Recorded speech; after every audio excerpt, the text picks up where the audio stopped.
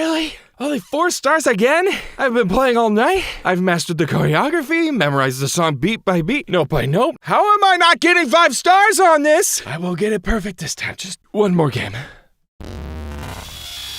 What's going on? What's happening to me? Stop! Stop!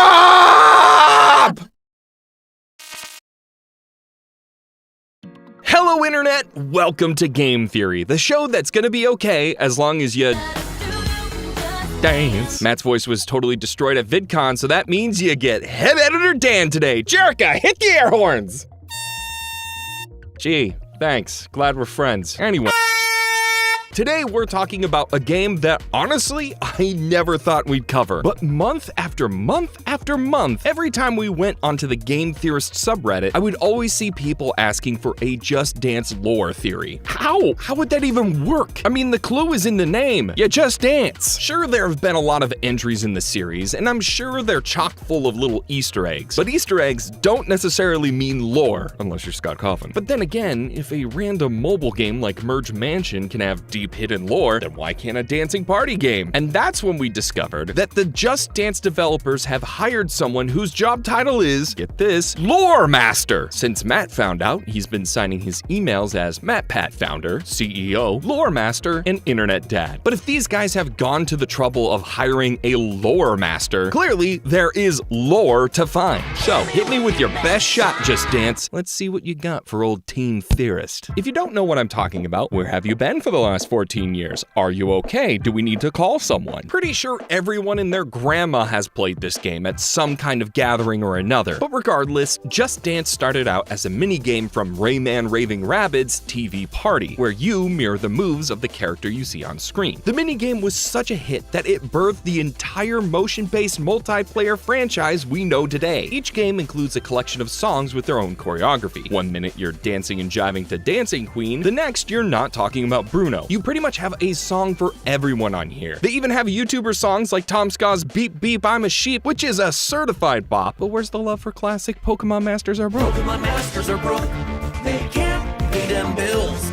It's like one of the few scripts that I've personally written. It would be really cool if they did that. Maybe in Just Dance 2024 that song will finally get the love it deserves? On the surface, it seems like a simple party game, and for a long time, it was. But the most recent game, Just Dance 2023, has a narrative-driven story mode. In it, a girl named Sarah is taken from the real world and brought into the game by this blue-skinned character in order to stop an evil witch called Night Swan, who is abducting and taking over the other dancers that show you the moves for each dance, known as coaches. But that's just the story Ubisoft wants you to see. There's a whole world of stories going on in the background while you whip and nay-nay your way to Superstar rank. Ugh, Matt, why do you make me say these things? While a lot of the settings for dances take inspiration from the music videos of the songs you're dancing to, the coaches that teach you these dances begin to overlap and tell a more connected story. They aren't limited to just their primary song. They appear as background characters in other songs, and even started to become lead characters across multiple songs and even games. The most talked about coaches to follow this trend are the Bride and Rasputin, which people have decided should be shipped. Seriously, is there nothing the internet won't ship these days? Don't answer that. In the internet's defense, there is good reason for this particular ship. In the very first Just Dance game from 2009, a dance coach dressed as a bride dances to Katy Perry's Hot and Cold, which makes sense. The original music video did focus on Katy Perry dressed as a bride. In Just Dance 2019, we see this same bride dancing a duet to Maroon 5's Sugar with another Just Dance coach, the one for Just Dance 2's Rasputin. Given that the original music video is also of a wedding party, that would seem to imply that these two are a thing. Maybe this is just before the bride calls him out on his hot and cold tendencies. All of which culminates in Just Dance 2023, where the opening shot for Sweet But a Psycho is of a wedding cake with Rasputin and the bride as toppers. However, clearly things haven't gone well. The bride mimics Ava Max's streaky eyeliner like she's been crying while tearing down photos of them together, and Rasputin is nowhere to be seen. Poor bride, she's sweet but a psycho. Matt, why? Seriously, Matt, I can't keep doing these puns. But this is just the tip of the Just Dance lore iceberg. This thing gets way deeper and spans way more songs. In Just Dance's 2021 Season 4 trailer, we were given a sneak peek of a new story, that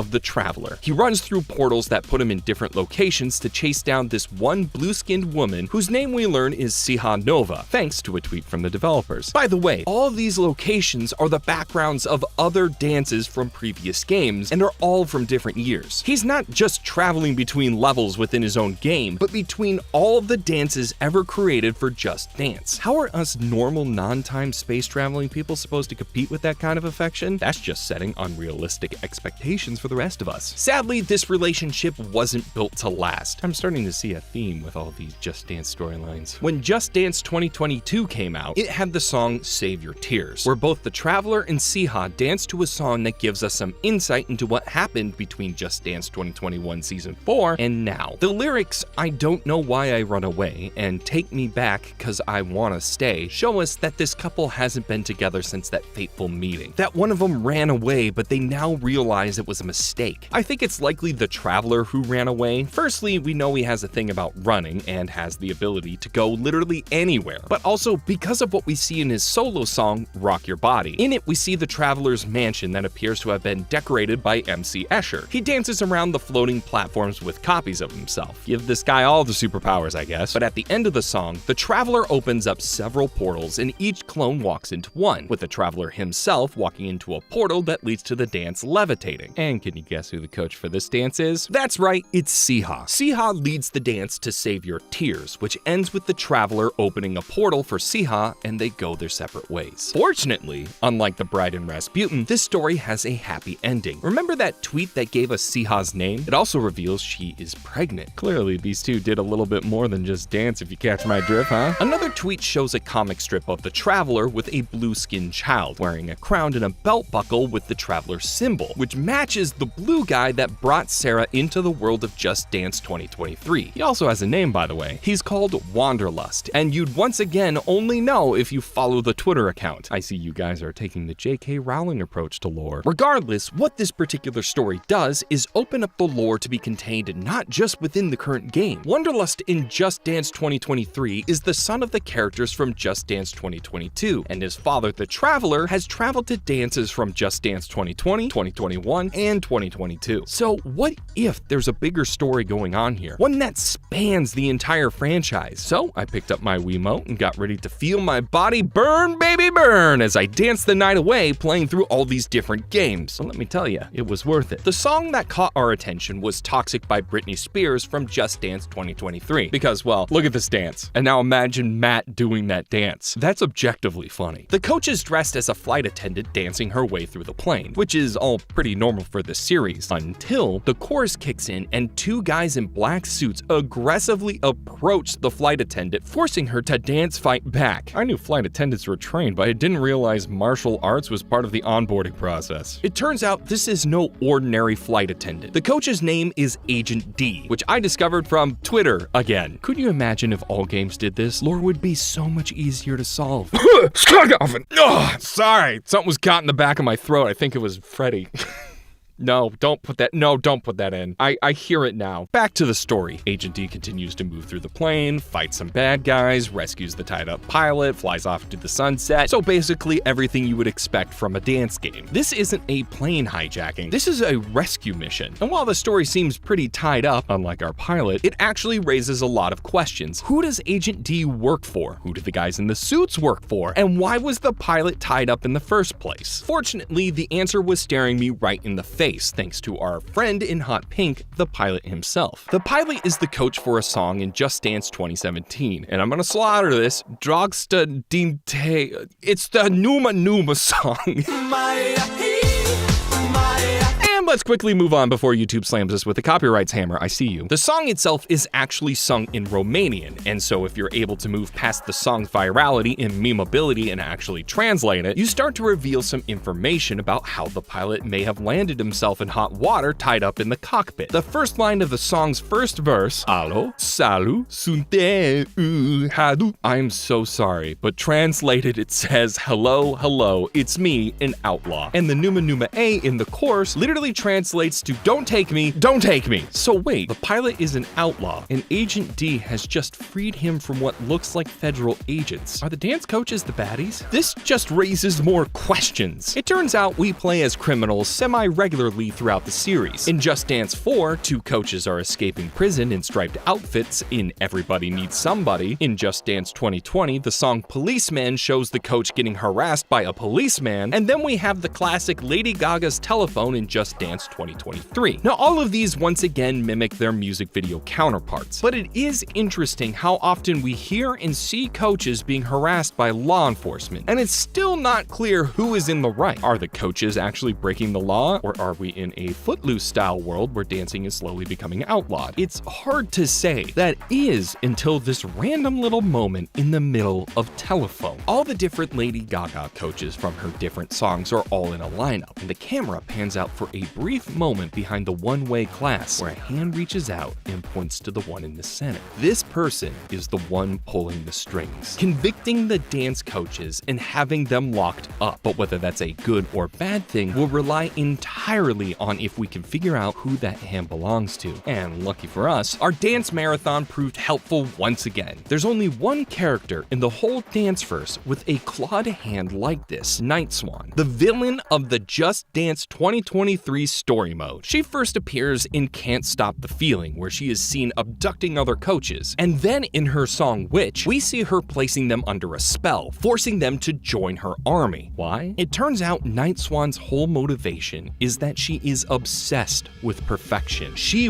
wants every dance danced perfectly. No mistakes, no screw-ups. How do I know this? Say it now with me. Because of Twitter. I promise that's the last time I'm gonna say that, unless Matt's lying to me. This explains everything that we've seen so far. Night Swan is the one in charge, in control. She's able to mind control whoever she wants, making the law enforcement detain whoever isn't dancing perfectly throughout the series. And then once they're put in jail, she is able to put herself in charge of the prison system and pick out her next set of victims. Which means that during Toxic, the guys in suits are working for Night Swan. They've finally caught the outlaw pilot and are going to bring him back to Night Swan for conversion. That means Agent D isn't trying to take down the law. She's a freedom fighter trying to save those who Night Swan wishes to control to create her perfect world. All of this leading to a final showdown between Sarah and Night Swan, where Sarah frees the other coaches and Night Swan retreats defeated. Feels like a pretty happy ending, except Night Swan hasn't actually been defeated. 1. We all know if a character doesn't die, then the battle's not over. And these days, even if they do die, that doesn't mean much either. Thanks, Marvel. But also, let's think about her plan a little closer. Turning dancers into mindless drones that just dance more and more, getting perfect scores every time. Doesn't that sound familiar? It should, because that's exactly what we're doing by playing this game. The goal is to dance each dance as well as we can. The better we do, the more points we get. How many times have you lost your cool because you didn't get it just right? Or because your friend beat you in the dance, meaning you had to try again and again and again? That's exactly what Night Swan wants. We are so focused on the dance moves being just right that we, much like the coaches, are just mimicking, becoming mindless drones doing nothing but dancing over and over and over again just to get that perfect score. That, my dear theorists, is the real story behind Just Dance. It's a warning. Sarah's story is designed to mimic our own. Fun fact, Sarah and Night Swan are actually played by the same actress. Sarah's initial timidness while all her friends were playing is because she knows the monster she becomes when playing this game. But Wanderlust reminds her of the fun it can be to just dance. And eventually she overcomes her corrupted self, all while meeting a bunch of fun characters along the way, each with their own motivations and stories to be told. If all you're doing is focusing on getting the dances perfect, you'll miss out on these cool details we've talked about today. The personalities of the characters, their journeys, their heartbreaks. It's all right under our noses, but we were all too blinded by our want for perfection. Despite playing these games for decades, we totally missed the point. So the next time your friend invites you to dance along to the latest bop, instead of worrying about winning, let the devs and their lore master tell you a bunch of new and exciting stories. Invest in these characters and their relationships. relationships, and most importantly, just dance. Not for a high score, but for fun. But hey, that's just a theory. A game theory! Thanks for watching.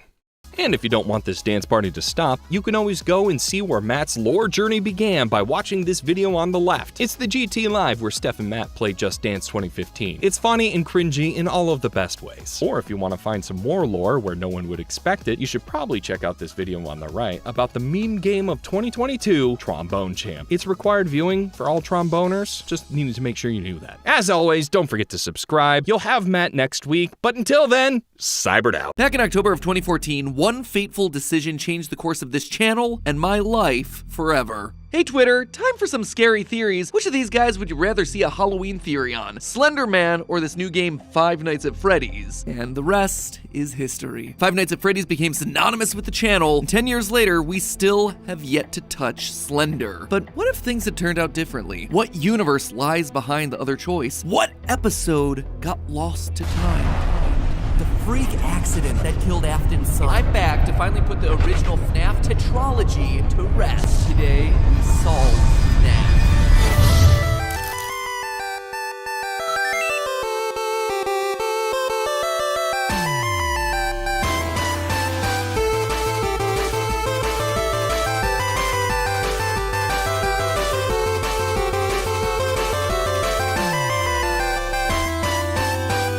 Hello Internet, welcome to Game Theory, the smartest show in gaming. And welcome to our very spooktacular Halloween episode. Earlier this month, I put out a tweet asking you what franchise you wanted to see covered. The results were close, so close. But in the end, Slender Man won out by a single vote. Good thing too, because I had no idea what I was gonna say about that weird spooky bear game. Now it's been about 2 years since our Slim Shady Man first hit the scene, and in that time we've been distracted with plenty of Harlem shaking and Flappy Birding. So in case you've forgotten, let me catch you up. Slender Man is basically the grandpappy of horror here on the interwebs. Even though the game released in 2012, the character actually dates all the way back to June of 2009, when Eric Knudsen, under the screen name Victor Surge, posted these two pics of a deadly figure photobombing some kids as part of a spooky picture contest. In the caption, Eric called the figure the Slender Man, and the internet was hooked. The character bounced around creepypasta forums and spawned internet videos, but really, the turning point came when the fan game Slender the 8 Pages was released. To say that this game was a viral success would be an understatement. You can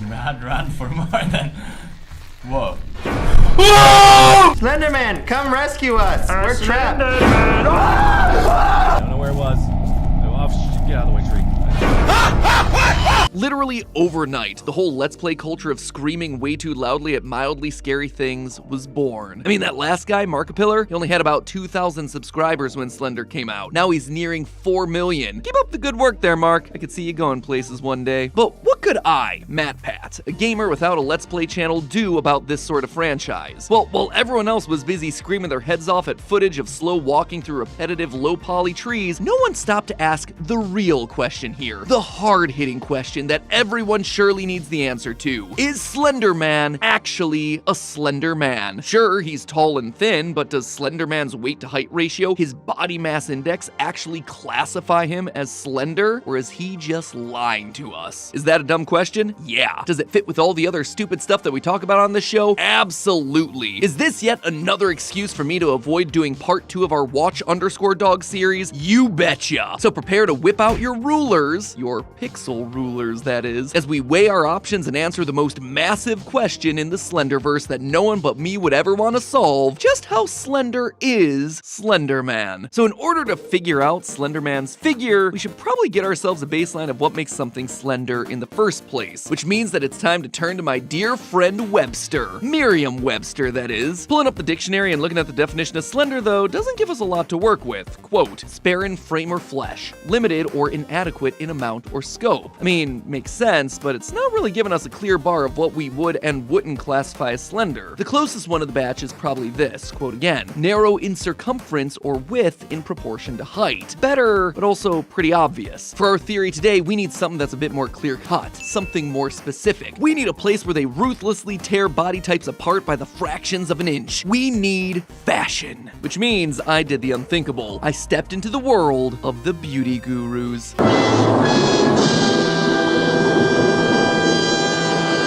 That's right, Weboverse. I pulled my best Bethany Moda, did myself a smoky eye, and dug around through runway walks and get ready with me tutorials to determine the definitive definition of slender. Miss Glamorazzi, eat your heart out. And let me tell you, what I found was shocking. Shockingly incomplete, that is. Honestly, the world of style was just largely devoid of scientific rigor and quality testing. Oh sure, some definitions I saw equated a slender body shape to being rectangular. Another source I found talked about how the arms and legs are typically longer, which yeah, both of those do fit for Slender Man, but again, it wasn't giving me the mathematical precision that I was looking for. Someone should probably fix that one of these days. Anyway, with the wordsmiths and fashionistas letting me down, there was one last place to go. One resource I could turn to. One brother from another mother that was never gonna give me up and never gonna let me down. I turned to science. When it comes to the tools that we have to measure slenderness, nothing is quite as ubiquitous as body mass index, or BMI. BMI is a formula that we use to estimate someone's body fat percentage given their height and weight. But Matpat, I hear you bold, beautiful commenters saying, body mass index can't distinguish between weight from muscle mass and weight from body fat. And well, yeah, you're certainly right. Just hold on to your pewter pants there, friendos. Just look at our subject for today. I don't think either one of those are gonna be a problem. There is nothing on those bones, which means it's time to guesstimate his height. A quick Google search for how tall is Slender Man reveals that there's no consistent answer, but since most of us heard about Slender Man from the game, and this is game theory after all, it's not a bad place to start looking. In Slender, the 8 pages, there are several objects that we could theoretically use as a potential measuring stick for Slender Man, and most of them suck. Between the cars, the buildings, and the trees, none of them have a definitive standardized size. Most of the things in the game are just too generic, and could therefore be just about any size. But there is one object that I think we could translate one-to-one into the real world, and that is this right here, the brick wall. You now have my permission to ooh and ah. Thanks for that. You now have my permission to subscribe, because this is YouTube in 2014 and subscribership is and will always be a very relevant topical metric for getting my videos seen by you, and not a system slowly eroded away by evolving algorithms and short-form content. Now, turn away from that subscribe button and back to me. Now turn to the brick wall. Now back to me. Brick wall. Subscribe button, me, wall, great. Tucked away in the corner of the Slender map, this generic forgettable wall may actually be the key to figuring out Slender Man's true height, because while brick walls can just be about any size, the bricks they're made of are not. They're standardized, or at least they're standardized by country. In the US, the origins of the Slender myth, a standard brick is 2.25 inches tall, and the mortar joints between them are usually around 3/8 of an inch thick. After analyzing the wall, I found it to be 41.5 bricks tall, with 41 mortar joints in between. When put all together, that means that the wall is 108.75 inches tall, or just a shade over 9 feet. So that's the wall, but then what about Slendy? Well, here's where I was in for a surprise. You see, when I lured Slenderman over to the wall to see how he stacked up, let's just say that he came up a bit short.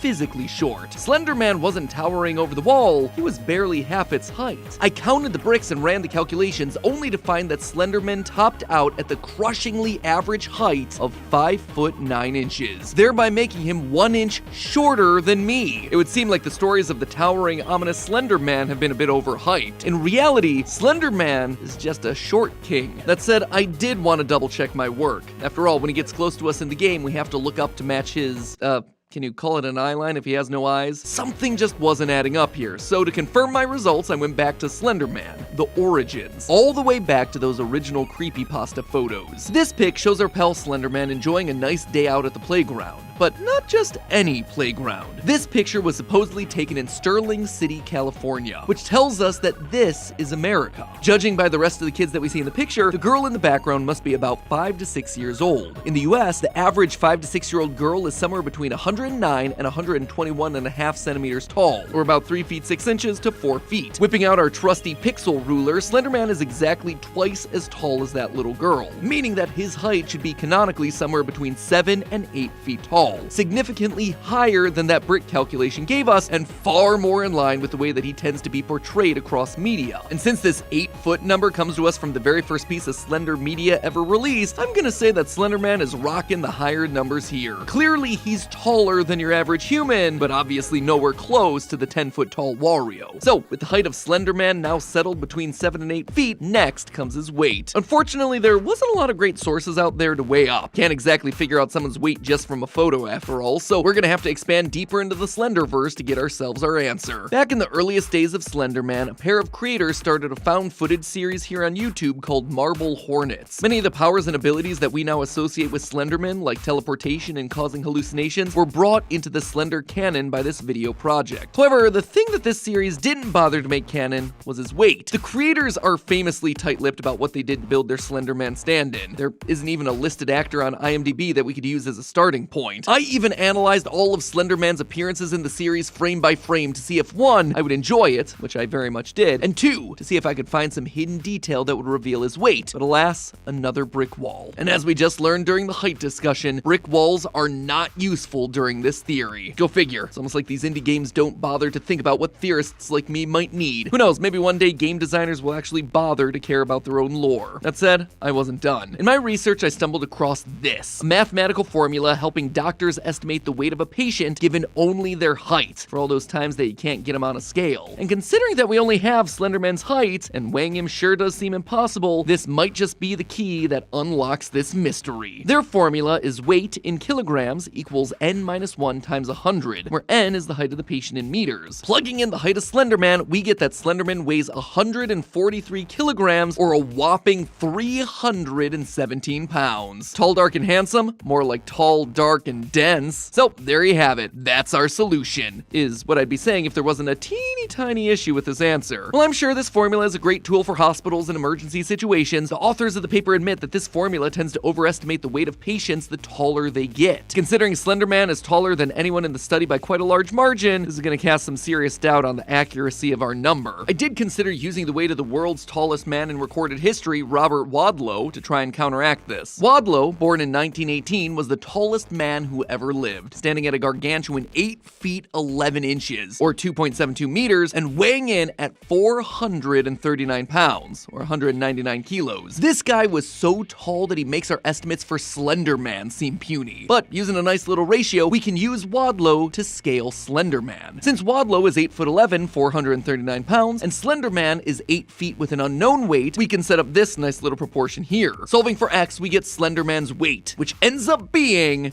392 pounds, or about 177 kilograms. But once again, this doesn't really account for our full picture. Slenderman's limbs are strangely lanky, and while it may not make a huge difference, it would ultimately make some difference in our calculation. The problem is, I don't have any other options. I'm out of ideas, out of sources, and out of formulas. I guess I just have to throw in the towel, raise my white flag, and say, Slenderman, you've bested me. There is no way that I can calculate your weight. In 2014, but then again, this is 2023. In 2023, Matpat can do a lot that Matpat in 2014 couldn't. In recent years, the team and I have learned how to rip the 3D models directly out of games, which means that we can now use a 3D modeling program like Blender to figure out certain measurements, specifically Slenderman's volume. This may not initially seem like the answer that we're looking for, but volume is only a few steps removed from that all-important weight that we're getting stuck on. You see, mass is just volume multiplied by density. And fun fact, regardless of their height or weight, people tend to have similar densities, around 985 kilograms per cubic meter. So by turning Slenderman into Blenderman, and then scaling him to that 8-foot estimate that we got from earlier, I found that Slenderman's volume is 0.1776 cubic meters. Now we just plug in those numbers into our equation from earlier to get a weight of 175 kilograms, or 386 pounds. Now I can say, boom, we nailed it. We finally have as close as we can possibly get to Slenderman's official weight, which means it's time to plug these values into a basic body mass index calculator, which is gonna tell us that Slenderman's BMI is, drumroll please,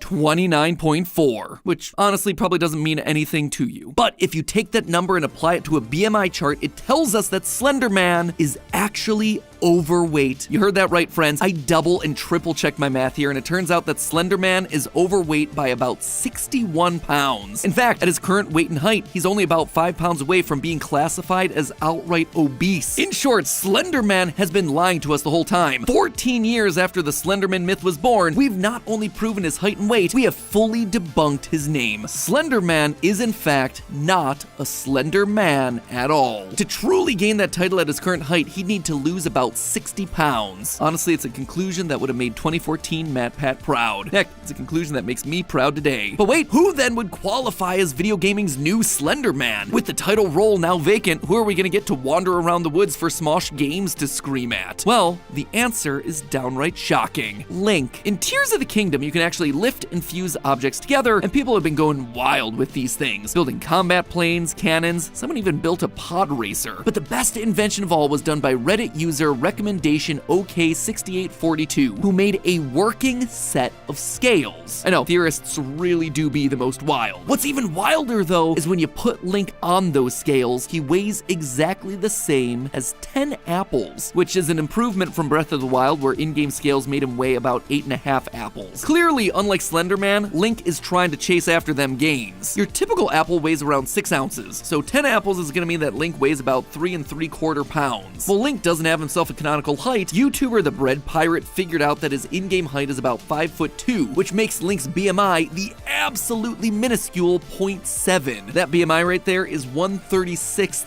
that of our Slender Man. Even if these apples were the heaviest apples ever to be recorded, which according to the record books weighed in at about 4 pounds, then his BMI would still be at 7.3, falling well short of the 18.5 that you need to fall into the normal weight range. So there you have it, friendos. Game Theory's own What If episode about Slender Man. Slender Man isn't actually slender, and Link is the true successor to the crown. That said, I think it's safe to say that you made the right choice going with FNAF. Ain't no way I'd gotten this many theories out of the Slender franchise. For as difficult as it may be to believe, I think for once we may actually exist in the better of the two timelines. But hey, speaking of all our favorite furry friends, I need to tell you all about our latest line of FNAF merch, which is available right now today. No, the irony of selling FNAF merch on the same day as a Slenderman video is not lost on me. But seriously, who else is gonna be offering you a Monty Gator jacket with high quality green vegan leather in an alligator print, complete with yellow lining to match his stomach? It's even got itself some sharp studs to complete that glam rock star look. Even if you don't like Monty, you gotta admit this jacket drips style. Or if you're looking for something that's a bit more cheerful, there's always the Chica-inspired cheerleader set. You've got yourself the super comfy and cute high-neck crop top that's all covered in confetti that just makes it pop. Maybe Slender Man should try some of this, make his pasty complexion feel a bit more inviting. And no cheer outfit would be complete without a bright pink skirt. And oh boy, this isn't just any skirt, my friends. This skirt is also shorts. That's right, we got a pair of safety shorts built right into the skirt. That way you could twirl, high kick, and set your boyfriend's house on fire without fear of revealing too much of your,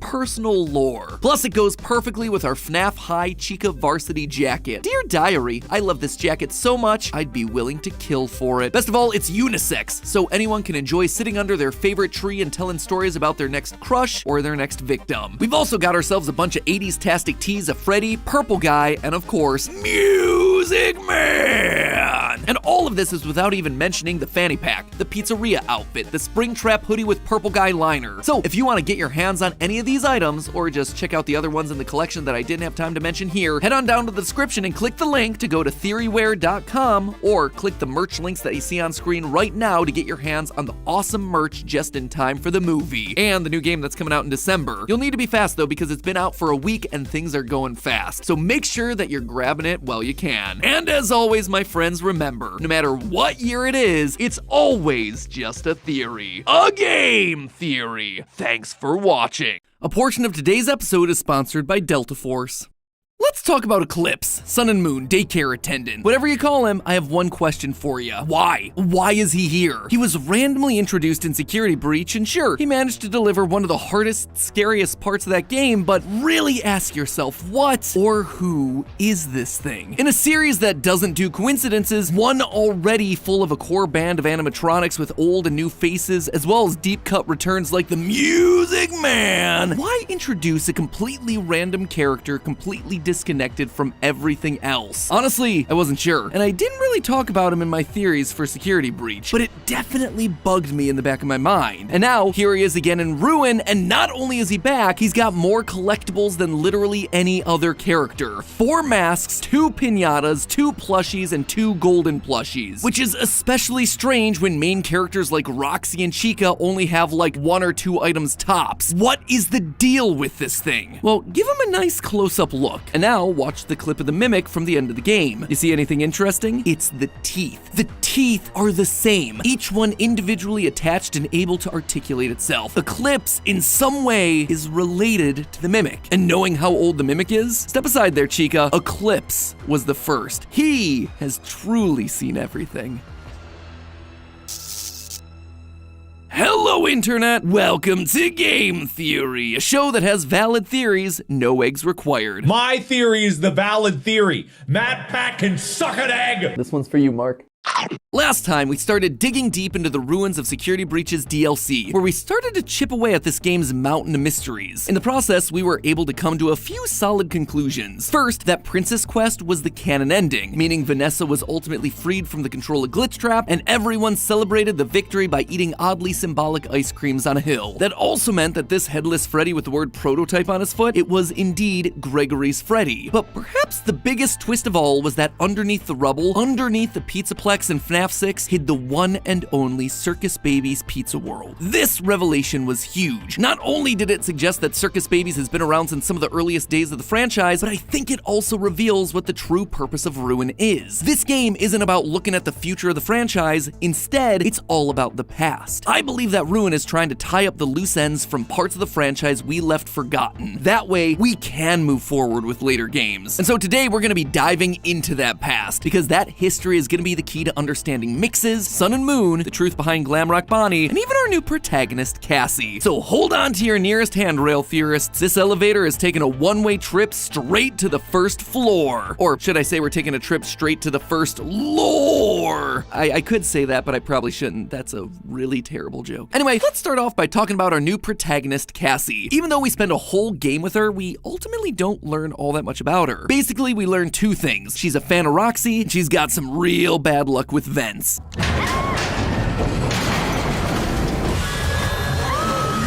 This vent is creaky. I really hope it's... Look, no more vents. Every single time I get in one, it breaks or something jumps out at me. We also know that no one showed up for her birthday party. Have you booked your party? I'm sure your friends will show up this time. Well, no one except for Gregory, which is why she's so determined to save him. It's kind of cute. But aside from that, there's not a whole lot else about her. In fact, in an odd twist, we actually learn more about her dad than we do about her. A fast wrench. It's just like my dad's. And it's not just in random throwaway lines either. Thanks to the AR collectibles found throughout the game, we get a ton of information about Cassie's father. That her dad used to collect old Freddy and Friends lunchboxes. That Bonnie was his favorite character. That he refused to tell Cassie why Bonnie got replaced. And notice how every line describing him is written in the past tense, implicitly telling us that her dad is no longer around. There is a lot in here. It would be fine if she just offhandedly mentioned her dad once, but the fact that Steel Wool has put multiple references in here means that this character has to be important in some way. But how? And more importantly, why? Well, for Cassie to say that her Faz wrench is just like her dad's makes it pretty darn obvious that he not only worked for Fazbear Entertainment, but he was also a technician. Throughout the years, we've encountered a handful of technicians, mostly in the books. They're usually adjusting rides, fixing animatronics, nothing too exciting. However, there is one set of technicians that has gone long forgotten in the game series. That's right, way back in Sister Location, we got to see actual humans in this series,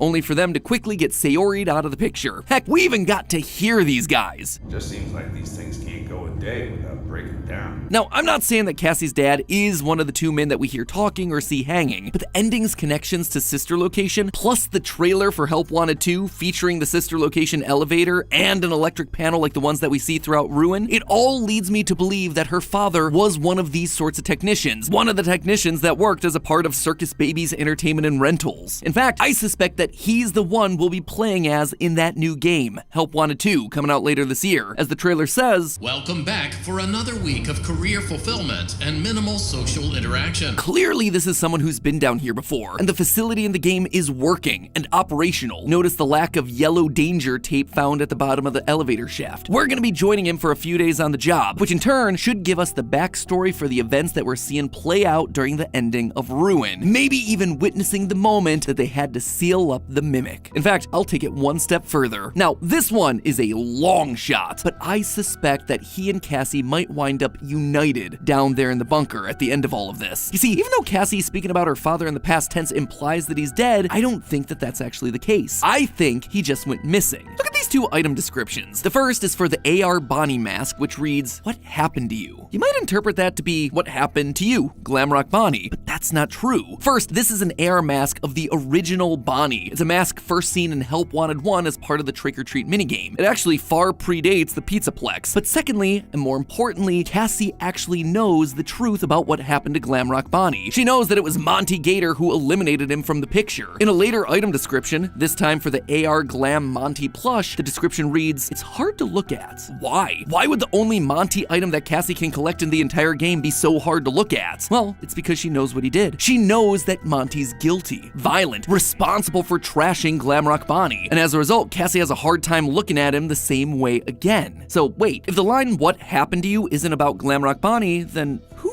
is it about? Well, it's about her dad. He disappeared one day and they don't know where or why. That's why she refers to him in the past tense. But that then leads us to another question. Why is she reminded of him with that particular item, the Bonnie mask? Just because Bonnie was his favorite? No. I suspect it's because her father wore that Bonnie mask. And not only did he wear it, he wore it during the single most infamous scene in the entire franchise, the Bite of 83. Was that the Bite of 87? No, Mark, no, it wasn't. My theories are the only valid theories. You go lick a stick. I'm saying that Cassie's dad is the Bonnie bro. Now, that at first might seem like a stretch, but again, remember what prompts the memory of her father. An old mask of the original Bonnie, just like Bonnie bro wore on that fateful day all those years ago. What's more, notice what's missing from all these collectibles. You have a Bonnie mask and a Foxy mask, but no Freddy, no Chica mask? It's suspicious, right? Like, why? Why would Steel Wool include such a random and, more importantly, incomplete collection of memorabilia? It's clearly them trying to tell us something, that this mask is connected to the Foxy mask, the one that Michael wore during the Bite of 83. What's more, Cassie's dad is clearly established to be a massive fan of the Freddy's franchise. One of the collectibles in Ruin are these cute little Freddy and Friends lunchboxes that we're told he used to collect. Now, Freddy and Friends was a cartoon series created by Steel Wool to help promote the release of Security Breach a couple years ago. It was animated in the style of old Hanna-Barbera cartoons, similar to things like Scooby-Doo, Yogi Bear, the Flintstones, old shows that actually started in the late 60s but remained popular throughout the 70s and the 80s. Dates that very nicely line up with Fredbear's Family Diner being open. And that's not all the proof we have here. Notice how these lunchboxes have a classic metal design with a metal handle on top? They're very similar to designs that we saw popular for kids' lunchboxes that existed between the 50s and the 80s. But here's the thing, we don't even need to go as far as masks and lunchboxes and cartoons. Pull up Cassie, pull up Bonnie, bro. Can you guess where I'm going with this? Can you?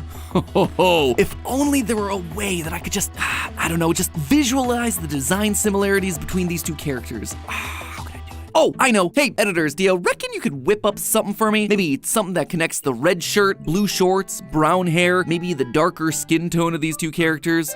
Yes! Beautiful! It's like a work of art. Pièce de résistance. I mean, really, what more proof do you need of this one? But that then brings us back to the question of why? Why pick Bonnie Bro, of all people? Just for the Easter egg? A random reference to a past character? I don't think that's it. For 9 years now, FNAF has been the story of one family, the Aftons. This was their tale. Their lives, their mistakes, their deaths, their resurrections, all of it culminating in that FNAF 6 fire. But with the introduction of characters like Bonnie Bro as Cassie's father, we're being told that we need to widen our scope, not just focus on the Aftons, but rather to those around them. I still believe FNAF 1 through 6 is the Afton story, but this new era of FNAF, it's about how the actions of the Aftons during their story affected the people around them. The ripple effects, the collateral damage. Bonnie Bro was just a kid who grew up loving Bonnie, loved watching the show made by his best friend's dad. But when that friend, Michael Afton, roped him into a prank that went horribly wrong, he never lived it down. He went on to study robotics and become a technician so that it would never happen again. And Ruin just keeps on digging up the past, because now I want to talk about arguably the most confusing character across the entire franchise, Eclipse. But first, I need to tell you about something else that has a long history. Today's sponsor, Delta Force. This game goes way back, and I do mean way back. It originally released back in 1998, which Ash was very quick to remind me was before they were born, at which point I never felt older. But this series was revolutionary for the time. Based on the real-life Delta Special Forces, this game was the first outdoor tactical shooter in the world. Delta Force walked so that we could floss. And now, 14 years after its last installment in 2009, Delta Force is back with a brand new cross-platform operator-based tactical shooter, Delta Force Hawk Ops, which takes everything they've learned over the years and takes the FPS genre to an entirely new level. You may have even seen it debut at Gamescom 2023 earlier this week, and I gotta tell you, it looks great. It's nice to take a break from indie horror walking simulators for a change, and just jump into something that's a bit more action-packed. And Delta Force has got that in spades, provided that's the way you want to play. If you enjoy gaming with the boys, then Extraction Mode puts an emphasis on teamwork and strategy to complete the mission. Or maybe you're not here to make friends and would rather rain fiery vengeance on anyone that crosses you, in which case, might I recommend Great Battlefield Mode, which puts you in an all-out war against other players to find out who is truly the best of the best. Or maybe you're like me and you don't have anyone that's currently willing to play video games with you. I'm not competitive, I'm just passionate. Well, Delta Force has got you covered there too with Black Hawk Down Mode, where you'll be able to immerse yourself in the infamous Mogadishu battle from the Black Hawk Down movie. There is truly something for everyone in this game, and who knows, there may even be some hidden lore inside there for you to find. So if you'd like to help me with the lore hunt, head on down to the description and click the link to pre-register for the game yourself. It'll be available on PC and mobile, but there's a console version on the way, which means that it doesn't matter what you and your friends are playing on, you can experience a game that has truly persevered across the decades. Once again, make sure you click the link down in the description below to pre-register for the game. Thanks again to Delta Force for sponsoring this part of the video, and now it's time to talk about the perseverance of someone else, a character from FNAF this time, the daycare attendant. In general, Sun and Moon, they just don't work. They're a court jester, which makes sense inside of a castle-themed daycare, but not in the whole 80s-tastic, futuristic pizzaplex. So where did this thing come from? Well, underneath this terrifying mask is a set of robotic teeth, and those aren't just any teeth, they're made to move independently. Now, that might not seem like that important of a design feature, but believe me, it is. There's only one other character with teeth like that, and it's the Mimic. Now take another look at Eclipse's design. It's a scrawny design with arms and torso that are basically just long metal rods with springs wrapped around them. And when you take a look at the back of the head, you'll see a circuit board just there, out in the open. The design feels simple, rudimentary, very bare bones, just like the Mimic, who's made up of old parts from industrial machines. Two animatronics made from the same basic shapes and parts. Now, am I saying that Eclipse is a Mimic? No. But what I am saying is that these animatronics seem to come from the same time period. A time period that predates practically everything that we've seen in this franchise. How early are we talking about here? Well, for the answer, again, I turn your attention to the AR collectibles. Well, playing through the game, I just couldn't shake how random the collection was. I've talked about this before. A Foxy and Bonnie mask partnered with a Sun and Moon mask. Where's Freddy and Chica? A similar thing happens with the golden plushies. You got Sun Moon, Foxy, Bonnie, Baby, and Glamrock Freddy. It's a weird assortment, but again, there's no Chica. Or you got the pinatas. There's just three of them. Sun Moon and Bonnie. Not labeled Glamrock Bonnie, just Bonnie. It's almost like the game is trying to tell us something with all these random groupings and which animatronics are present where. And I suspect that what we're actually seeing here are the eras of the franchise and the key players that existed in each one. And the one who came first, Sun and Moon. You'll notice that of all the collectibles, there are two that are visibly unique relative to all the others. A collection of two masks that stand out from the rest. The comedy mask and the tragedy mask. They have no eye or mouth holes. They're not even colored. And the fact that they're labeled comedy and tragedy and not Sun and Moon tells us that these weren't just any masks, they were old theater masks. You're probably familiar with these things, the laughing and crying masks. Well, you see, the tradition of theater masks actually originates in ancient Greek theater. The first plays evolved from rituals that involved masks, so it was natural for actors to wear masks that represented these heightened emotions that their characters were feeling. And while I don't think that Sun and Moon date back nearly that far, I do suspect that these masks were actually Afton's first creations. For years, we've been left to speculate about a time that came before Fredbear's Family Diner, and I did my best in the Ultimate Timeline to piece together a plausible narrative for what would bring Afton to create Fazbear based on the evidence that we had available. But I think that these AR collectibles are Steel Wool's way of telling us that journey. Look at the evolution that's present here. Comedy and tragedy masks. They're the first. They're part of some theater or vaudeville-style sideshow. Then you go to Sun, Moon, and Bonnie pinatas. A third new character gets added into the mix. Afton's character, the Bunny. Then there are four masks. Still Sun and Moon, then Bonnie, and then Foxy. There's no Freddy or Chica because they're not here yet. They didn't join the band, as it were, until William and Henry started working together. It's then, and only then, when Henry brings his barnyard animals to the table, Chica, Pigpatch, Happy Frog, that we see the Lunchbox crew develop. The core four that we've known and loved since FNAF 1. And then the AR plushies are just everyone who's currently relevant inside of the Pizzaplex, i.e. every character that's been created. As for the golden plushies, I'm not quite sure what they're meant to be. That one remains to be seen. Regardless, that progression of character development would explain why Afton's solo adventure after the closure of Freddy's was circus themed. He's had himself a jester and jester adjacent characters for years. Though, I would like to point out very strongly that a jester and circuses are not one and the same thing. A clown is not a jester, and a jester is not a clown who works at a circus. A jester is someone who entertains royalty, a king and a queen. He does not work under a big top coming out of a small car. And don't even get me started on the fact that everyone's teasing this new game, carnival themed, which again, carnivals are not circuses and circuses are not jesters. You're all just trying to retroactively fit them into these themes where they don't technically go, which honestly probably tells you more about the lore than you would expect. It's actually kind of smart world building.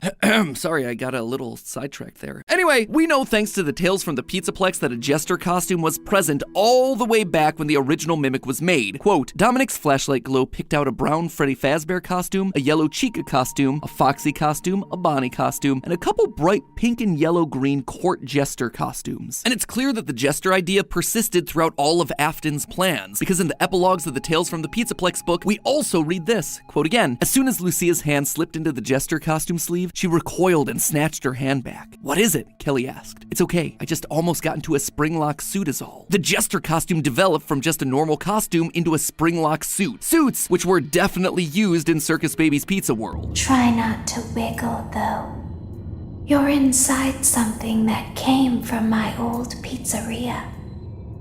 I don't think it was ever used. I'd recommend that you keep the spring locks wound up. The spring lock suit in the epilogue also has a mask that matches up almost perfectly with our daycare attendant. One final quote, Lucia stepped up to the costume, suppressing a shiver at the jester's leering, toothy grin and its wide eyes. And the best part is, thanks to the Mimic, I think I can pinpoint exactly when Circus Babies started and eventually fell through. I decided to look a little deeper into the room just before the Mimic chase. It's an old room, filled with shattered security nodes, propane tanks, and the Mixus hub, all connected to a computer which we can use to free the Mimic. Now, the majority of people have been assuming that Mixes is Gregory's doing. His backpack is down there after all, and the Mimic has his walkie-talkie, but something just didn't add up to me. The computer controlling the Mixes server is way, way older than any of the other technology that we see throughout the Pizzaplex. We've got camera galleries, modern office spaces, even portable security camera viewing stations, but this super important system for keeping the killer robot under lock and key is using only an old CRT monitor? Yeah, no, that doesn't feel right to me. And this computer isn't just any computer, its design matches those from the 1980s. Specifically, it reminds me of the IBM PC-JR, computers that were released in, get this, 1984. Mixes has been around for a long time, trying to keep the Mimic locked away, but why? Well, I think I have an answer to that. An answer that also gives us an explanation for why Mixes shows itself as a blue rabbit. See, I don't think Afton only copied physical characteristics from the Mimic to make animatronics like Eclipse. I think he also took its software to speed up his creation process. I think that this was one of the ways he was able to populate Circus Baby's Pizza World with the Funtime animatronics. As John from the channel FNAF has been quick to point out time and time again, almost all of the Funtimes have themselves a very specific function. They have the ability to mimic voices. Just like John, I too believe that Afton got that functionality from the Mimic program itself. After the tragic death of his son during the bite of 1983, Afton needed a backup plan, something that he could build fast, just in case the Fazbear name was permanently tarnished. So he went back to the Mimic program and made a copy of its software, transferring it into his newest creations, hoping that they would be able to learn routines much faster. He could then give them stomach hatches and other features to help him capture kids, all to forward his experiments in bringing his son back to life. Everything looked like it was going according to plan, but sadly, we know what happened. His daughter got too close to one of his traps and was killed. Afton was obviously devastated by this and shut the whole thing down. The Mimic program had failed spectacularly. He sealed up the old location with concrete, and as a safety measure, he created a new program that would keep the Mimic locked away permanently. A system wrapped in his signature purple, guarded by the one creature that he could trust, the rabbit Bonnie. And so Mixes was born. That then gives us two separate Mimics, one inside Baby and the Funtimes, ready to be collected by Fazbear Entertainment and used to create VR experiences, and the other still trapped down in the basement. This would actually go a long way to explain a weird moment from the middle of Ruin, where Helpy and the Mimic argue with one another.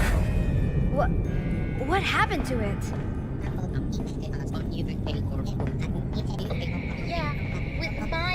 They're both Mimic AI, so what exactly is going on here? Well, it's two versions of the same program finally in the same place after so long. Helpy is the Mimic program in the network, while the Mimic talking to Cassie is the physical Mimic down in the basement. It's possible, it's confusing, and I suspect it might just be right. Guess all in a day's work for FNAF lore, am I right? But hey, that's just a theory. A game theory! Thanks for watching.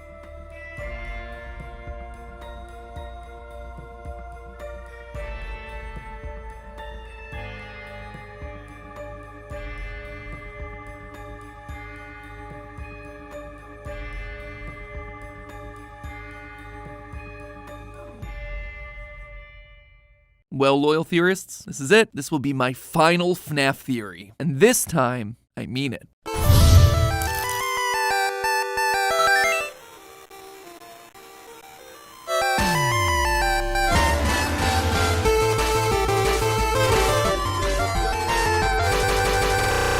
The end is nearly at hand. The pieces are in place for you. You missed it last week. Look for the green. And remember everything I taught you. Remember, dates are important. Remember the... Hurry, time is running out. Hello, Internet! Welcome to Game Theory, the show that, by my count, has had no less than 10 final FNAF theories. At this point, it's practically become its own meme, but this time, it's no joke. After 66 theories, 3 live talkbacks, and 1 bangin' remix... Exotic Blues. Make that 2 bangin' remixes? Today, I end my coverage of Five Nights at Freddy's. After this, there's only one final game theory, and then the curtain closes on my time as host, and Tom will have to step into the spotlight. Hope you're ready for the challenge there, Tom. Tom? Toy Bunny, Easter Bunny, Chocolate Bunny, Melted Chocolate Bunny, Withered Bunny, Blackheart Bunny, Rockstar Bunny, Glamrock Bunny, Sunken Toy Bunny, Bonbon, Just Bon, System Error Bunny, Nightmare Bunny. Well done, but how many toes does he have? 2? No, 3. 5?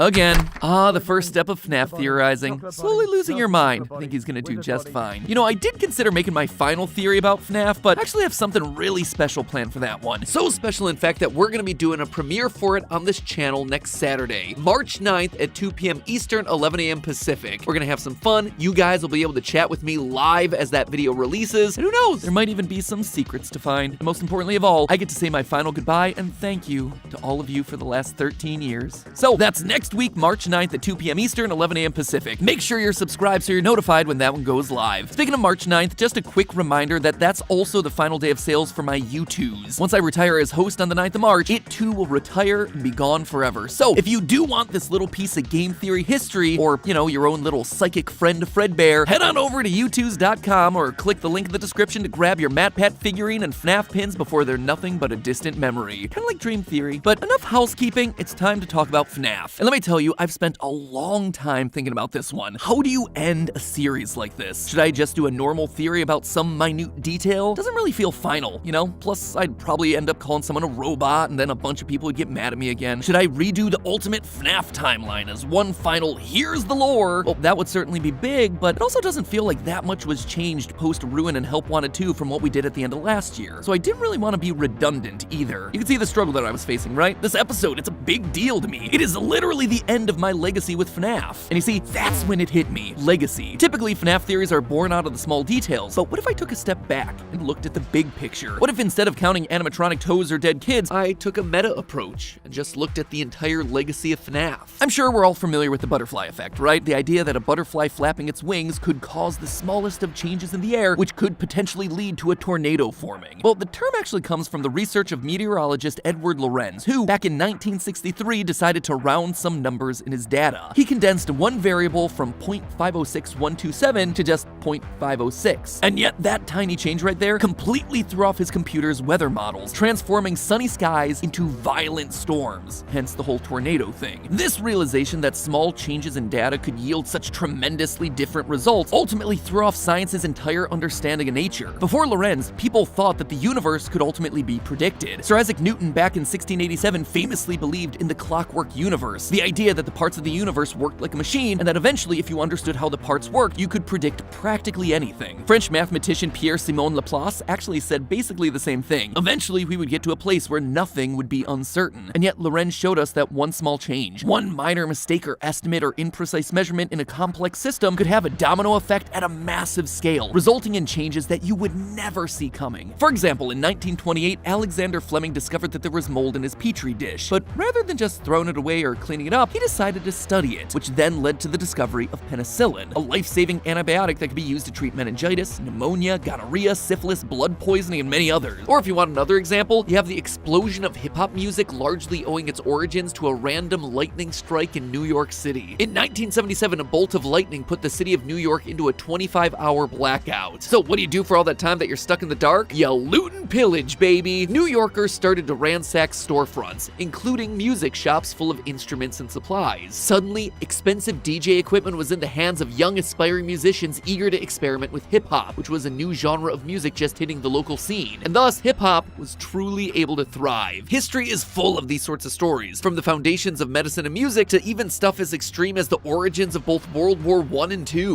Why do I bring all this serious stuff up in relation to Spooky Bear Game? Because FNAF is one of those rounded variables. One decision by Scott Cawthon reshaped gaming and YouTube and the entire entertainment world as we know it. And that's not an exaggeration for effect. One man's decision to not give up, to try again in the face of rejection and adversity, literally shifted billions of dollars of the economy and affected hundreds of millions of lives in ways that are incalculable. And that is what I wanted to call attention to in my final FNAF theory. FNAF shows us that by not giving up, one person can have a profound effect on the course of history itself.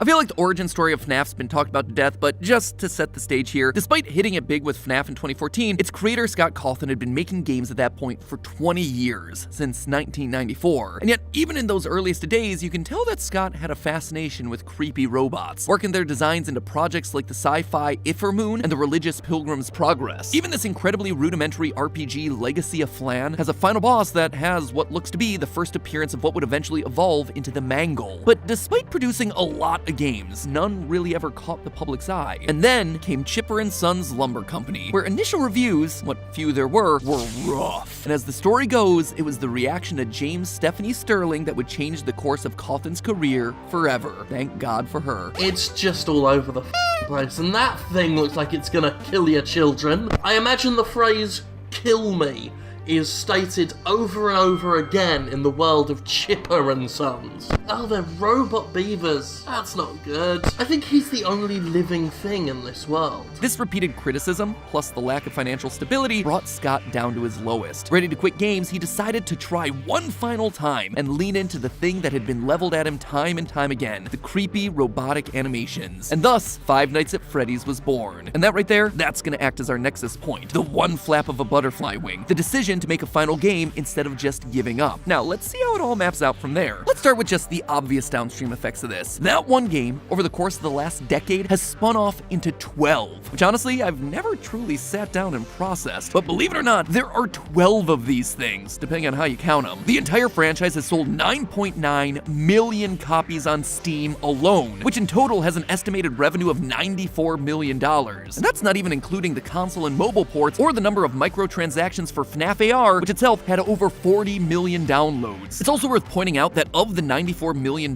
55 million of that was just from Steam sales of Security Breach, because that one was actually at full price as opposed to all the others, which were either free or a couple of bucks. And while the first 4 FNAF games were entirely a one-man job, the rest have included voice actors, composers, entirely separate game studios like Steel Wool and Illumix. Even to this day, we're seeing this continue with studios like Megacat, who up until now have been focused on releasing games on retro consoles, very niche market, but that made them perfect to create the retro-style pixelated FNAF game Into the Pit, releasing later this year. By pairing up with these smaller companies that aren't insanely well known, Scott's not only been able to make bigger, better games, he's also been able to use his single game's success to put millions of eyeballs and millions of dollars into each of these companies. As a result of their work with FNAF, Illumix started working with Disney on features found throughout the parks. And if Steel Wool ever do release a game outside of FNAF in the future, you can bet that it's gonna have itself a fan base attached to it because people now know about them, and they're gonna wanna see what other work they can do. So that's on the game side, or at least it's on the official game side, but stopping there would be overlooking the much bigger impact FNAF has had on the games that haven't even been released yet. This one series inspired a whole new generation of game designers unlike any game that's ever really come before, all of them cutting their teeth on a genre that exploded in the mid-2010s, the FNAF fan game. Five Nights at Treasure Island, Five Nights at Wario's, Pop Goes, The Joy of Creation, Those Nights at Rachel's, Afton Build, The Glitched Attraction, Bloody Nights Juniors, Day Shift at Freddy's. Thanks!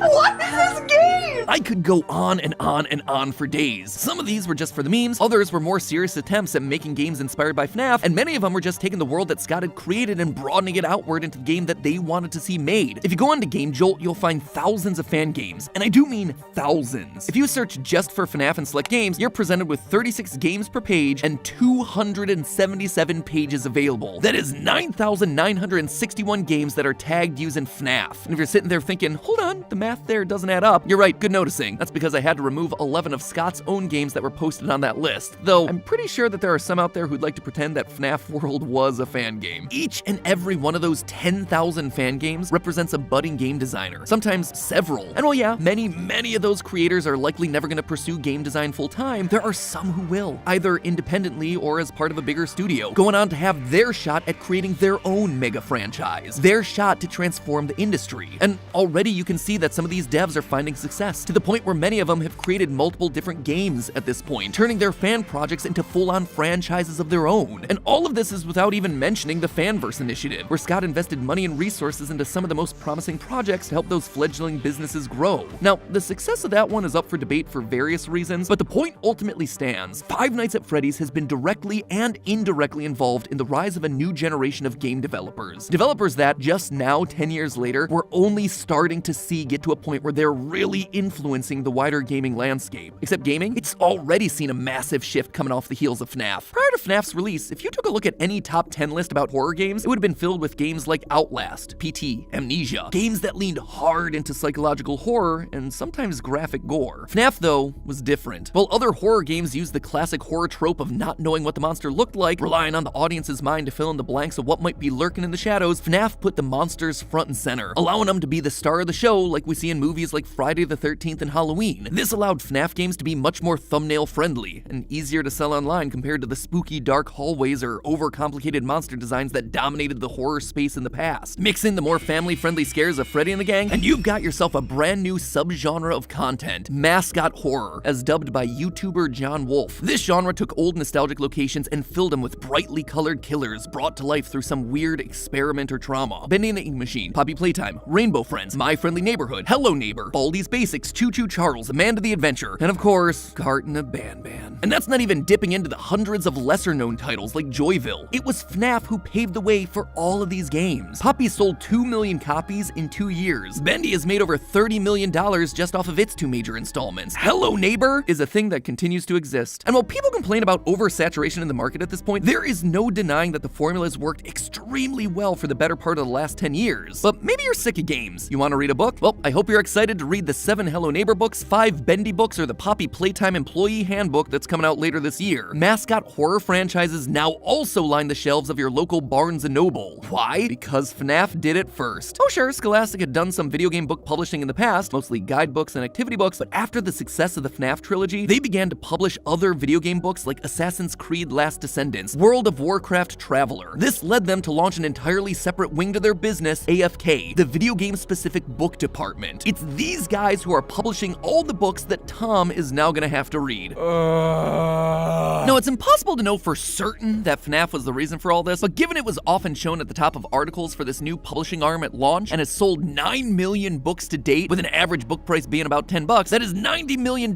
infused into the historically struggling print publishing business. It's no wonder the first 6 rows of their website are dedicated to FNAF. But without AFK, it's easy to imagine a world where these other mascot horror games didn't get that chance, and all those writers who've now been able to make a living off of these franchises wouldn't be recognized like they are. I mean, take for instance Andrea Wagner, who wrote the vast majority of Fazbear Frights and Tales from the Pizzaplex stories. She's now getting DM'd by fans asking for lore clarifications, something I'm sure she never anticipated while working on her past writing projects, like her dog how-to book, Dog Parenting, or Alternate Beauty, the story of a big girl with big dreams. Her words, not mine. The same thing is now happening with another struggling industry, movies. After spending 8 years in production hell, losing directors, struggling with studios, and trying to nail down a script, Blumhouse eventually took the chance on FNAF, making the movie on a $20 million budget and earning back nearly $300 million. If you don't think Hollywood has taken strong notice of that when they are struggling to get butts in seats, you are wrong. You think it's a coincidence that 2 months after FNAF's release, Bendy announced his big screen debut? And while a Poppy Playtime movie was already in the works with Studio 71, I can almost guarantee conversations with studios around it have shifted in the aftermath of FNAF. And who knows what other mascot horror games might end up with movies down the line. And not only is it getting indie game movies greenlit, it's also reshaping film studio priorities. As they continue to fumble around in the dark, struggling to find ways to compete with online content, I've literally had conversations with people in the film space about how they're trying to tap into that FNAF audience, that online community. The success of this one film will be shaping the types of movies that get made and how they look moving forward. I guarantee it. But while movie releases mean big bucks for big studios, the economic ramifications go way beyond just extra cash in the pocket of Jason Blum. The FNAF movie was shot in New Orleans, which, since Hurricane Katrina, has been an economically depressed part of the country. Now, I didn't know this at the time, but from speaking to local actors and business owners while I was down there filming last year, I learned that New Orleans actually has a long history in film production. When the state government of Louisiana first introduced tax breaks for film productions back in 2002, over 1,000 projects happened down there in the span of 7 years. Those productions created jobs, hired locals, and brought millions of dollars back into the city. However, pre-COVID, those incentives were rolled back, and productions have now started to move to other places like Georgia. That's why so many of the local actors and business owners I spoke with while down there were eager to see the FNAF movie in town. By shooting in New Orleans, a huge chunk of that $20 million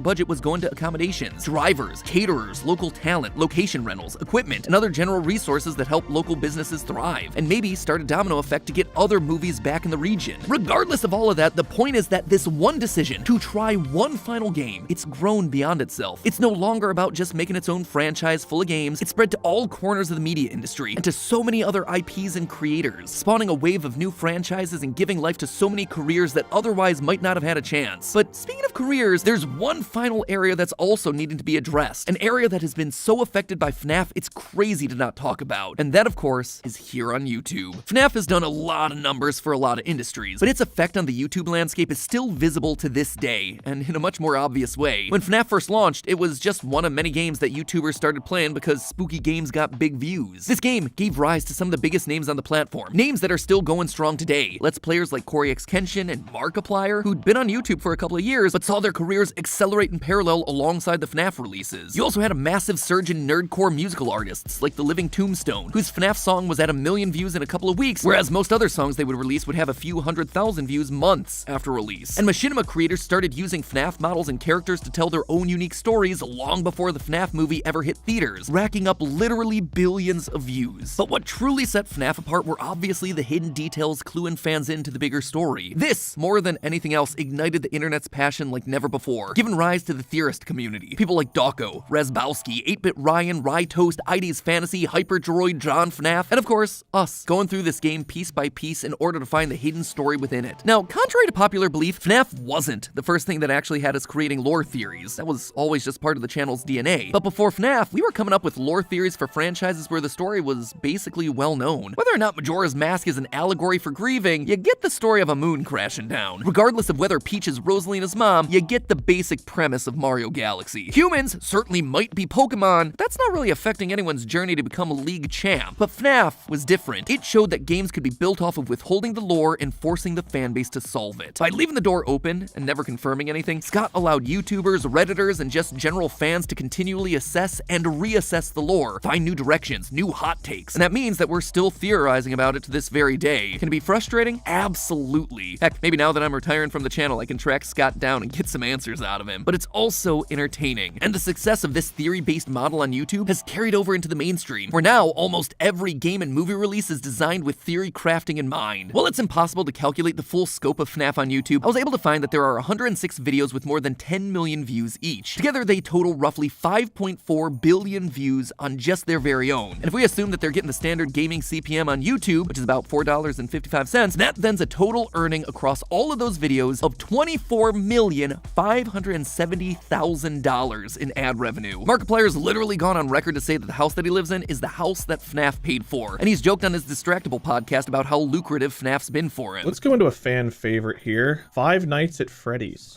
Boo. So there's two ways I could look at this, right? I could look at it from the game purely by itself, or I could look at it at the dividends it has paid out for me specifically. And that's put him in a position to pursue bigger and loftier projects like the With Markiplier series, and now his movie Iron Lung. One half of The Living Tombstone, Sam Haft, is now writing songs for internet sensations like Has Been Hotel. YouTubers like FNAF and Rytoast, they've been able to go full time with YouTube, all thanks to FNAF. And heck, look at us. Because of FNAF, we've thrived. We've been able to grow our team, give jobs to dozens of people, and perhaps best of all, we've carved out our own platform that allows us to turn the spotlight onto a next generation of creatives, to make us tastemakers in the space that are able to pay it forward, to make you aware of projects that you should be playing and watching, from Cooking Companions, to The Man in the Suit, to Shipwrecked 64, Welcome Home, Mandela Catalog, Walton Files. The list goes on and on and on. In short, FNAF created an ecosystem where new IPs can thrive, a virtuous cycle that benefited itself, to be sure, but also had a halo effect on dozens of other franchises looking to get attention. And all of this is without even mentioning other trickle-down effects. Our large platform allowed us to run charity events like St. Jude, paying that blessed pressing forward to help doctors and hospitals working on treatments for childhood cancer, where of course, Scott himself was a sizable and direct contributor year after year. There were also dozens of other charity events coming from creators like Dawko, Markiplier, Jacksepticeye, Rye Toast, John FNAF. Not only have these events been able to raise tens of millions of dollars for various organizations looking to do good work in the world, hopefully those events in turn inspired others, you out in the audience or other creators, to adopt a spirit of generosity and giving in their own lives. And again, it all comes down to this one decision. One guy who in the face of adversity and criticism chose not to give up. That is the millions of people and billions of dollars affected by that one Spoopy Bear game. Thank you, Scott. Thank you for all of that. And while all of this is cool and impressive and inspirational, it's also overwhelming, right? You look at the impact that one decision like this can have and you feel like you can never live up. I know that's how I feel sometimes. But remember, it's all about small decisions making a domino effect. Just being kind to someone else, saying something nice, holding a door, listening to someone's problems, making them laugh. All of those are seemingly small things that can make a massive difference in the way someone's day's going. And that to me has always been the power of these channels. They're a place to learn a little something, a place to brighten your day in some small way, which then you can pay forward to other people in your life. And that positivity, it spreads. It spreads and creates real massive change. That to me, honestly, is the hardest thing about leaving these channels, losing that chance to be a force of just a little bit of good in your life. But you know what? I'm not done yet. I'll see you one last time next week, March 9th at 2 p.m. Eastern, 11 a.m. Pacific, as I celebrate with you one final time as a Theorist community. Until then, as always, remember, it's all just a theory. A game theory. Thanks for watching.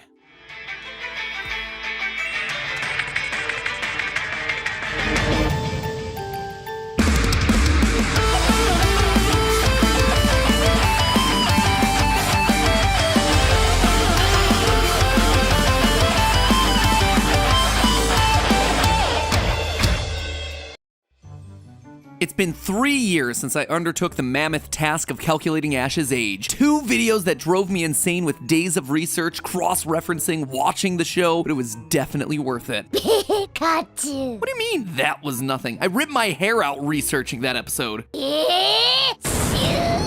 Oh, wait, is that it? I barely felt a tingle. You've traveled to 8 different regions at this point? Surely you have to be stronger than oh, that's what the episode's about, isn't it?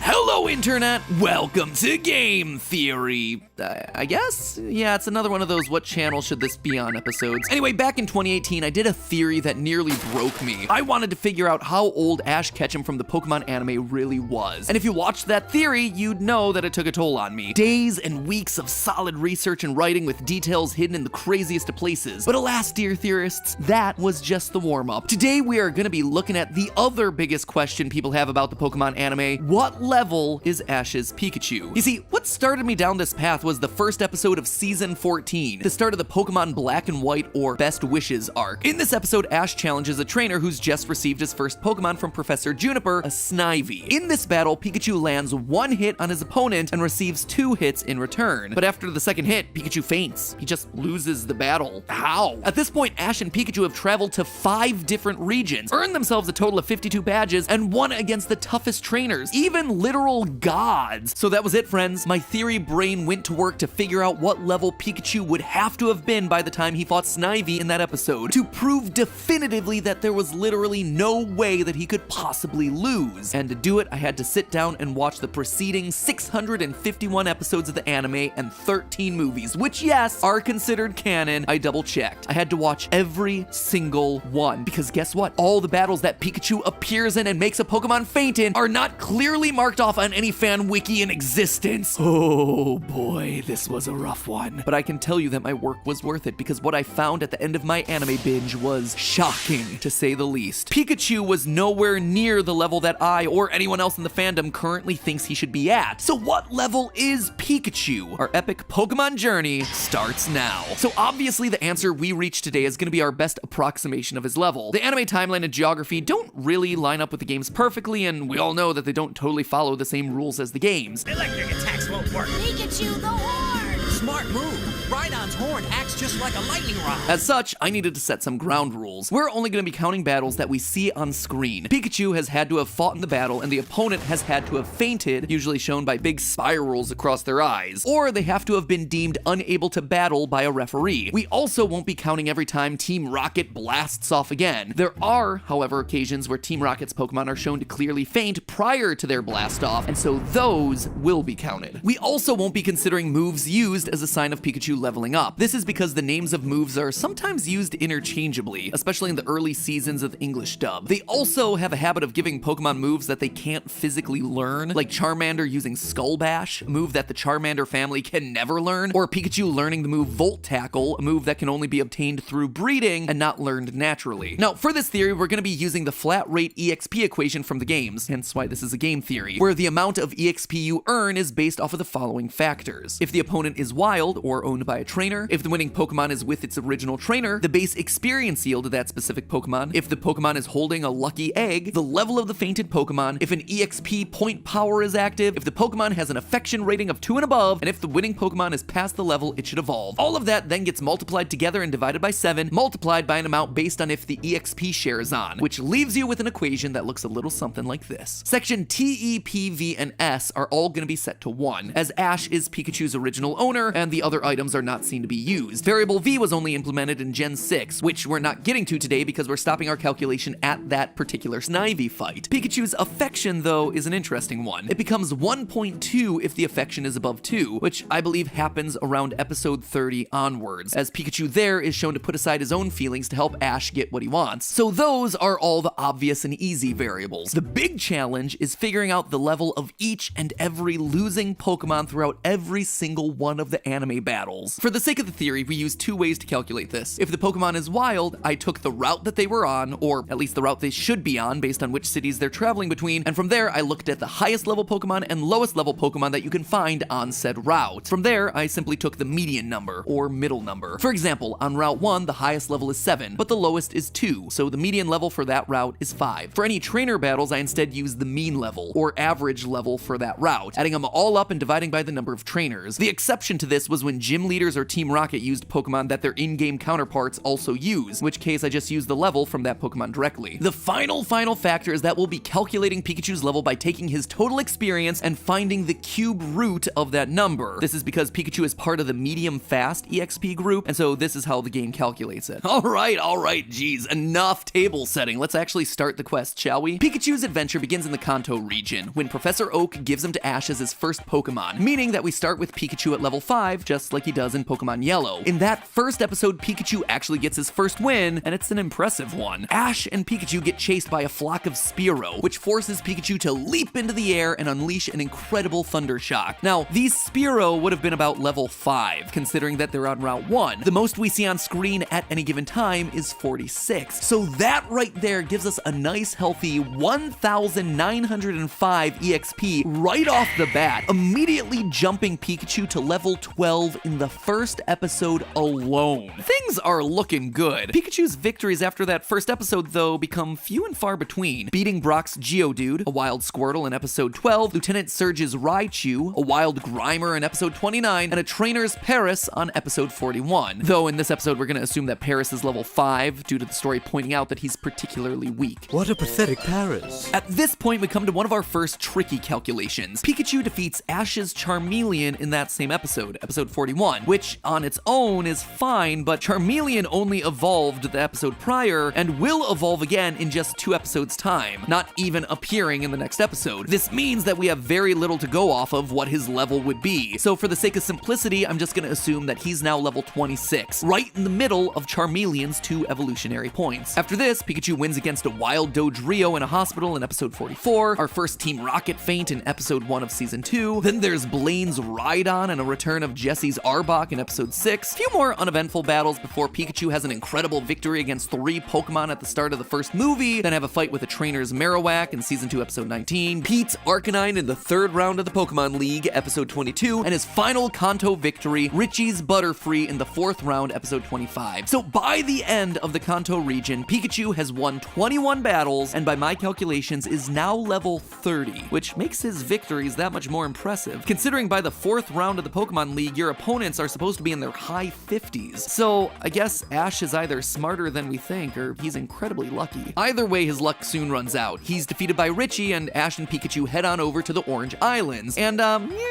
this is where things go a little off the rails. See, the Orange Islands have never appeared in any Pokemon game. Why? Why couldn't I have picked a simpler episode? It's okay, Matpat. Remember what the therapist said. Breathe in, breathe out. It's okay. I'm good. Let's get to it. The closest thing I could find to the Orange Islands was the Sevi Islands, introduced in Fire Red and Leaf Green, which, fun fact, by the way, I never thought about this when I was actually playing the games, but it finally clicked as I was researching for this episode. Sevi, V-I-I, that's 7 in Roman numerals, but it's also a pun. See, Sev is short for 7, and then the 2 I's at the end represent the 2 other islands. Mind explosion! Anyway, the Sevi Islands are located in a similar place on the wider world map, and they're basically the adventure after your main adventure in the Kanto region, so I'm guessing they're gonna have to do. Pikachu doesn't have many battles in the Orange Islands, but he does have himself a few wins. He beats Team Rocket's Arbok, Weezing, and Lickitung in Season 2, Episode 34, which would be similar levels to that of the Rocket Grunts that you find in the warehouse on Island 5. There's a wild Rhydon and Jesse's Arbok a second time in Season 2, Episode 48, and a gym leader's Marowak and Alakazam in Season 2, Episode 52, which I based off the Trainer Tower on Island 7. To finish it off, Ash challenges the champion of the Orange League, whose levels I was able to calculate from the Fire Red and Leaf Green League champion Rival Blue, when you challenge him to a rematch after beating the Sevi Islands, making them all about level 73. Pikachu crushes it, beating both his Ditto and Dragonite in Season 2, Episode 55 and 56. Ash actually wins this battle entirely and enters the Orange Island Hall of Fame, which, strangely enough, nobody ever seems to acknowledge. The show talks all about how the Orange League has trainers that are whole lot tougher. And even though Ash wins, no one ever seems to remember it. Even in blogs outside of the show, he only got attention when he finally won the Alola League. Like, oh my gosh, Ash actually won something for a change. He won back in Season 2, guys. I mean, what does a guy gotta do to get some recognition around here? Your time will come, Ash. Your time will come. But before that, we got 3 more regions to plow through. At the end of the Orange Islands, Pikachu has amassed 35 levels. Wait,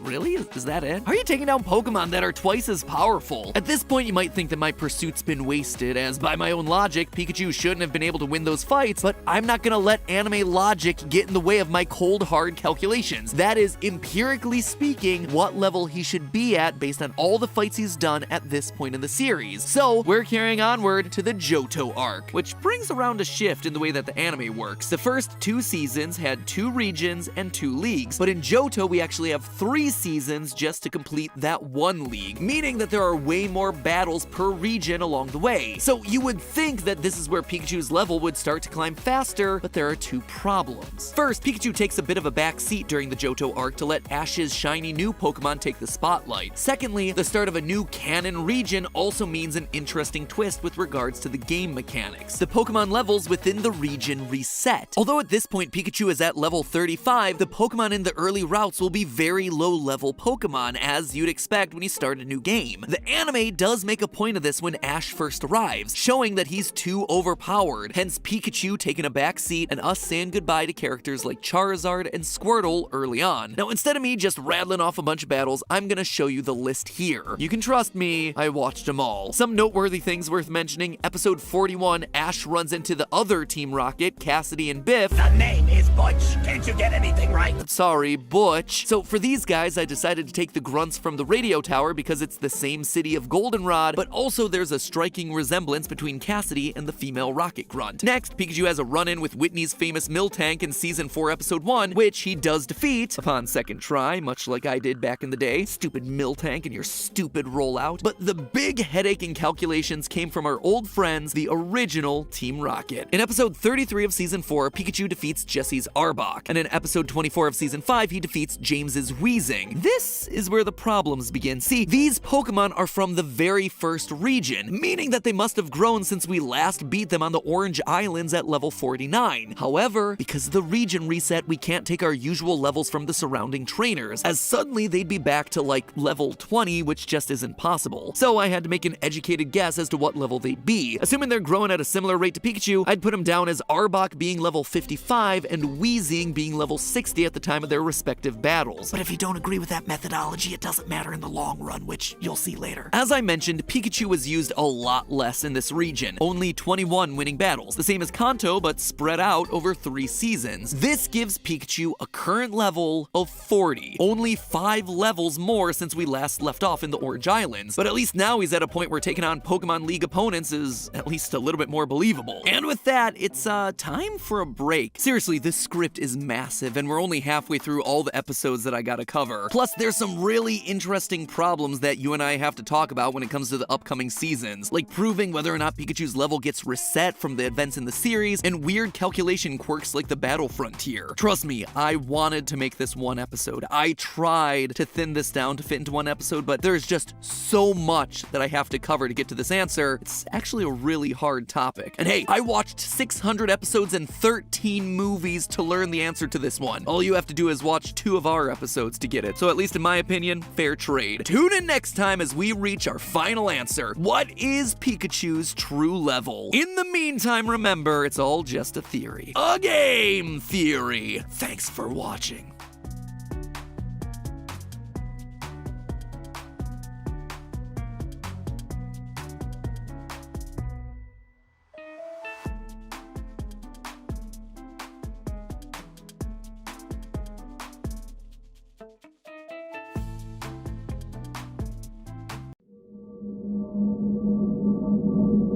Here's a pop quiz. What's the most popular 5v5 MOBA game right now? If you answered League of Legends, you're wrong. League of Legends' daily active users count is around 10 million, which is impressive to be sure, but small potatoes compared to the real answer, which has sometimes had over 100 million daily active users. So let's try again. What has been the second most downloaded mobile game in 2021? It's also the most downloaded game of 2020 and 2019. In total, over 1 billion downloads on Google Play alone. Fortnite?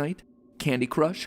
Clash of Clans? No, none of these. Unfortunately, no one can simply tell you the answers to these questions. You have to see for yourself that what you know of as the gaming industry has been nothing but a lie. It is the world that's been pulled over your eyes to blind you from the truth. This is your last chance, theorist. After this, there is no going back. You take the blue pill and the story ends. You wake up in your bed and you believe whatever it is you want to believe. You take the red pill and you stay in Wonderland, and I show you how deep this rabbit hole goes. Remember that I'm offering only the truth, nothing more. Good, let's begin.